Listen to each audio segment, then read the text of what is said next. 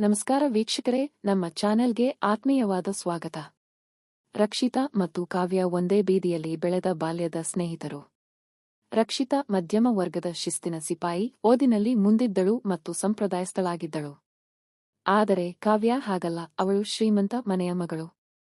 ಅವಳಿಗೆ ಪ್ರಪಂಚದ ಎಲ್ಲಾ ಸುಖಗಳನ್ನು ಅನುಭವಿಸಬೇಕೆಂಬ ಹಪಾಪಿ. ಕಾಲೇಜು ದಿನಗಳಿಂದಲೂ ಕಾವ್ಯಾಳದ್ದು ಬಣ್ಣದ ಬದುಕು. ಅನೇಕ ಹುಡುಗರೊಂದಿಗೆ ಸುತ್ತಾಡುವುದು ಹಾಗೂ ಪಾರ್ಟಿ ಮಾಡುವುದು ಅವಳ ಹವ್ಯಾಸವಾಗಿತ್ತು. ನೋಡು ಕಾವ್ಯ, ಇದೆಲ್ಲ ಸರಿ ಇಲ್ಲ, ನಿನ್ನ ಭವಿಷ್ಯ ಹಾಳಾಗುತ್ತದೆ ಎಂದು ರಕ್ಷಿತಾ ಎಷ್ಟೋ ಬಾರಿ ಬುದ್ಧಿ ಹೇಳಿದ್ದಳು. ಒಮ್ಮೆ ಪಕ್ಕದ ಮನೆಯ ವ್ಯಕ್ತಿಯ ಜೊತೆ ಕಾವ್ಯ ಹೋಟೆಲ್ಗೆ ಹೋಗಿ ಬಂದ ವಿಷಯ ತಿಳಿದಾಗ ರಕ್ಷಿತಾ ಜಗಳವಾಡಿದ್ದಳು. ಆಗ ಕಾವ್ಯ ಇನ್ನೊಮ್ಮೆ ಹೀಗೆ ಮಾಡಲ್ಲ ಎಂದು ದೇವರಾಣೆ ಮಾಡಿದ್ದಳು. ಆದರೆ ಆ ಆಣೆ ಹೆಚ್ಚು ದಿನ ಉಳಿಯಲಿಲ್ಲ. ನ್ಯೂ ಇಯರ್ ಪಾರ್ಟಿ ನೆಪದಲ್ಲಿ ಕಾವ್ಯ ಮತ್ತೆ ಹಳೆಯ ಚಾಳಿ ಮುಂದುವರಿಸಿದ್ದಳು. ಮನೆಯಲ್ಲಿ ಸುಳ್ಳು ಹೇಳಿ ರಾತ್ರಿ ಇಡೀ ಪಾರ್ಟಿಯಲ್ಲಿ ಕಳೆದು ಬಂದಿದ್ದಳು. ಈ ವಿಷಯ ತಿಳಿದಾಗ ರಕ್ಷಿತಾಗೆ ಅಸಹ್ಯವೆನಿಸಿತ್ತು. ನಂಬಿಕೆ ದ್ರೋಹ ಮಾಡಿದ ಗೆಳತಿಯ ಮುಖ ನೋಡಬಾರದು ಎಂದು ಅವಳು ನಿರ್ಧರಿಸಿದ್ದಳು. ಆದರೆ ಈಗ ಐಸ್ ಕ್ರೀಂ ಹಿಡಿದು ದಯನೀಯವಾಗಿ ನೋಡುತ್ತಿರುವ ಕಾವ್ಯಾಳನ್ನು ಕಂಡು ರಕ್ಷಿತಾಳ ಮನಸ್ಸು ಕರಗತೊಡಗಿತು. ಇನ್ನೊಮ್ಮೆ ಹೀಗೆ ಮಾಡಿದರೆ ನಾನು ಸತ್ತರೂ ನಿನ್ನ ಮುಖ ನೋಡಲ್ಲ ಎಂದು ಎಚ್ಚರಿಸಿ ರಕ್ಷಿತಾ ಐಸ್ ಕ್ರೀಂ ತಿನ್ನಲಾರಂಭಿಸಿದಳು. ಆದರೆ ಕಾವ್ಯಾಳ ಈ ಚಂಚಲ ಮನಸ್ಸು ಮುಂದೆ ಯಾವ ದೊಡ್ಡ ಅನಾಹುತಕ್ಕೆ ಕಾರಣವಾಗಲಿದೆ ಎಂಬ ಊಹೆ ರಕ್ಷಿತಾಗೆ ಇರಲಿಲ್ಲ. ಕಾಲ ಉರುಳಿದಂತೆ ಇಬ್ಬರ ಬದುಕಿನಲ್ಲೂ ಹೊಸ ಅಧ್ಯಾಯಗಳು ಶುರುವಾದವು. ರಕ್ಷಿತಾಗೆ ಮನೋಜ್ ಎಂಬ ಸುಸಂಸ್ಕೃತ ಹಾಗೂ ಸುಂದರ ಹುಡುಗನ ಜೊತೆ ವಿವಾಹವಾಯಿತು. ಮನೋಜ್ ಹೆಸರಿಗೆ ತಕ್ಕಂತೆ ನೋಡಲು ಆಕರ್ಷಕನಾಗಿದ್ದ ಮಾತ್ರವಲ್ಲದೆ ರಕ್ಷಿತಾಳನ್ನು ಜೀವಕ್ಕಿಂತ ಹೆಚ್ಚಾಗಿ ಪ್ರೀತಿಸುತ್ತಿದ್ದನು. ಅವರದ್ದು ಸುಖ ಸಂಸಾರವಾಗಿತ್ತು. ಇತ್ತ ಕಾವ್ಯಾಳಿಗೂ ಅವಳು ಬಯಸಿದಂತೆಯೇ ಒಬ್ಬ ದೊಡ್ಡ ಶ್ರೀಮಂತ ಉದ್ಯಮಿಯ ಜೊತೆ ವಿವಾಹವಾಯಿತು. ಆದರೆ ಆತ ನೋಡಲು ಸಾಧಾರಣವಾಗಿದ್ದನು ಮತ್ತು ಯಾವಾಗಲೂ ಬಿಸಿನೆಸ್ ಟ್ರಿಪ್ ಎಂದು ವಿದೇಶಗಳಲ್ಲಿ ಇರುತ್ತಿದ್ದನು. ಕಾವ್ಯಾಳಿಗೆ ಹಣಕಾಸಿನ ಕೊರತೆ ಇರಲಿಲ್ಲ, ಆದರೆ ಗಂಡನ ಸಾಮೀಪ್ಯದ ಕೊರತೆ ಕಾಡುತ್ತಿತ್ತು. ವಾರಾಂತ್ಯದಲ್ಲಿ ಅಥವಾ ಬಿಡುವಿನ ವೇಳೆ ಇಬ್ಬರು ಗೆಳತಿಯರು ಭೇಟಿಯಾಗುತ್ತಿದ್ದರು. ಕಾವ್ಯಾಳ ಮನೆ ರಕ್ಷಿತಾಳ ಮನೆಯಿಂದ ಸ್ವಲ್ಪ ದೂರವಿತ್ತು. ಕಾವ್ಯ ರಕ್ಷಿತಾಳ ಮನೆಗೆ ಆಗಾಗ ಬರುತ್ತಿದ್ದಳು. ಅಲ್ಲಿ ಅವಳು ಕಂಡ ದೃಶ್ಯಗಳು ಅವಳ ಎದೆಯಲ್ಲಿ ಅಸೂಯೆಯ ಕಿಡಿ ಹೊತ್ತಿಸಿದವು. ಮನೋಜ್ ರಕ್ಷಿತಾಳನ್ನು ನೋಡಿಕೊಳ್ಳುವ ರೀತಿ ಮತ್ತು ಅವರಿಬ್ಬರ ನಡುವಿನ ಪ್ರೀತಿಯ ಸರಸಗಳು ಕಾವ್ಯಾಳ ಕಣ್ಣು ಕುಕ್ಕುತ್ತಿದ್ದವು. ನನ್ನ ಹತ್ತಿರ ಹಣವಿದೆ, ಒಡವೆ ಇದೆ, ಆದರೆ ರಕ್ಷಿತಾಗೆ ಸಿಕ್ಕಿರುವ ಪ್ರೀತಿ ನನಗಿಲ್ಲವಲ್ಲ ಎಂದು ಕರಗುತ್ತಿದ್ದಳು. ಕಾವ್ಯಾಳ ಗಂಡನಿಗೆ ಪ್ರೀತಿಗಿಂತ ವ್ಯಾಪಾರವೇ ಮುಖ್ಯವಾಗಿತ್ತು.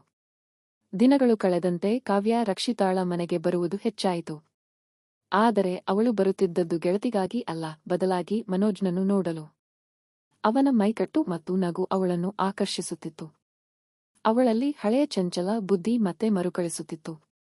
ಮನೋಜ್ನನ್ನು ಹೇಗಾದರೂ ಮಾಡಿ ತನ್ನವನನ್ನಾಗಿ ಮಾಡಿಕೊಳ್ಳಬೇಕು ಎಂಬ ಕೆಟ್ಟ ಆಲೋಚನೆ ಅವಳ ತಲೆಯಲ್ಲಿ ಹುಳದಂತೆ ಕೊರೆಯುತ್ತಿತ್ತು. ತನ್ನ ಪ್ರಾಣ ಸ್ನೇಹಿತೆಯ ಗಂಡ ಎಂಬುದನ್ನು ಮರೆತು ಅವಳು ವ್ಯಾಮೋಹದ ಬಲೆಯಲ್ಲಿ ಸಿಲುಕಿದಳು. ಇದಕ್ಕೊಂದು ಅವಕಾಶಕ್ಕಾಗಿ ಕಾಯುತ್ತಿದ್ದ ಕಾವ್ಯಾಳಿಗೆ ವಿಧಿಯೇ ದಾರಿ ಮಾಡಿಕೊಟ್ಟಂತೆ ಒಂದು ಘಟನೆ ನಡೆಯಿತು.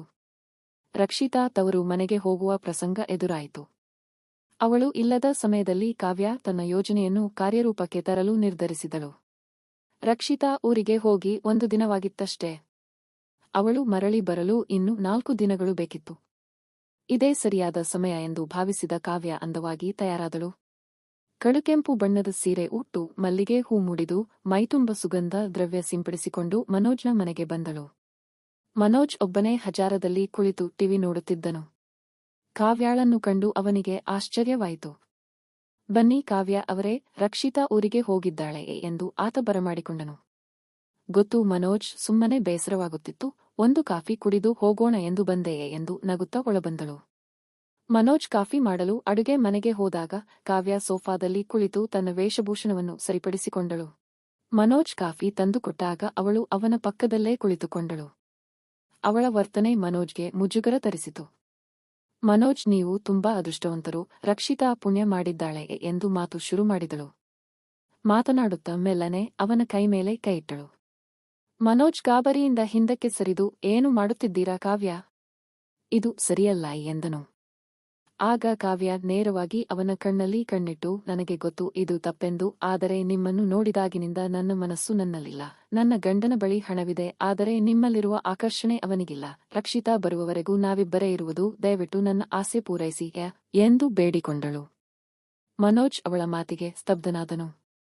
ಅವನು ಅವಳನ್ನು ಹೊರಗೆ ಹೋಗಲು ಹೇಳಿದನು.